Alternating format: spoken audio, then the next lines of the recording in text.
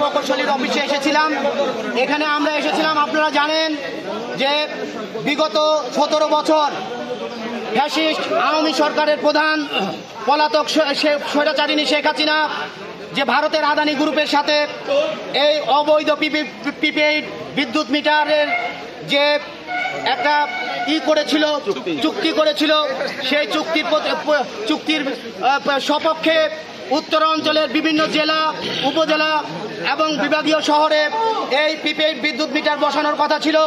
সেখানকার শান্তিপূর্ণ মানুষ তারা আন্দোলন সংগ্রাম করে তাদের বাধার মুখে এই অবৈধ প্রিপেইড বিদ্যুৎ মিটার এই আবাসিক প্রকৌশলী ষড়যন্ত্র করে, এই আওয়ামী লীগের প্রেতাত্মার প্রকৌশলী ষড়যন্ত্র করে ঈশ্বরদীর বিভিন্ন বাসা বাড়িতে এবং ব্যবসা প্রতিষ্ঠানে এই অবৈধ বিদ্যুৎ মিটার বসানোর যে জোর চেষ্টা চালিয়ে যাচ্ছে।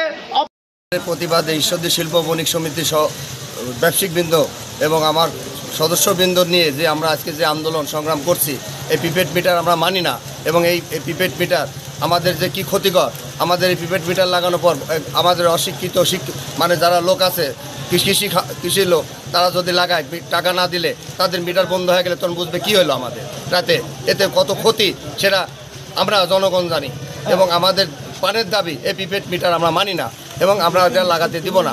যদি আমাদের প্রিপেড মিটার লাগানো হয় তাহলে আমরা ঈশ্বরদী বাজার ব্যবসায়িকদের নিয়ে আমরা দুর্বার আন্দোলন শুরু করব।